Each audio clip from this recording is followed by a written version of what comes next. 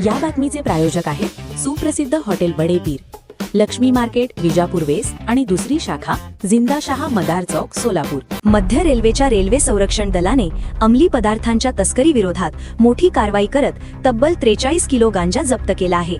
या कारवाईत एका आरोपीला अटक करण्यात आली असून दुसऱ्या प्रकरणात अज्ञात व्यक्तीविरुद्ध गुन्हा दाखल करण्यात आला आहे। जप्त केलेल्या अंमली पदार्थांची अंदाजे किंमत 12.82 लाख रुपये असल्याची माहिती रेल्वे प्रशासनाने दिली। मिळालेल्या माहितीनुसार 6 फेब्रुवारी रोजी नागपूर रेल्वे स्थानकावर आरपीएफचे पथक नियमित देखरेखीवर होते। त्यावेळी 2 संशयास्पद बॅगा घेऊन फिरणाऱ्या एका व्यक्तीला ताब्यात घेण्यात आले। बॅगांची तपासणी केली असता 24.80 किलो वजनाचे 9 पॅकेट गांजा आढळून आला।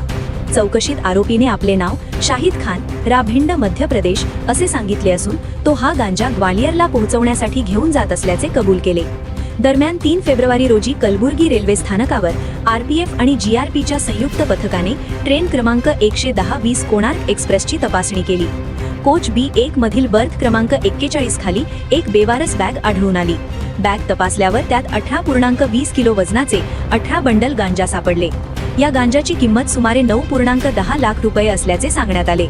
जप्त केलेले अंमली पदार्थ नियमानुसार सील करून पुढील कारवाईसाठी संबंधित पोलिसांकडे सुपूर्द करण्यात आले आहे। या प्रकरणी वाडी पोलीस ठाण्यात अज्ञात व्यक्तीविरुद्ध गुन्हा दाखल करण्यात आला आहे।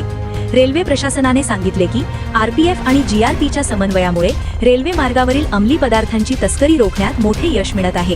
तसेच प्रवाशांनी संशयास्पद हालचाली दिसल्यास त्वरित रेल्वे अधिकाऱ्यांना माहिती देण्याचे किंवा रेल्वे हेल्पलाईन 139 वर संपर्क साधण्याचे आवाहन करण्यात आले आहे।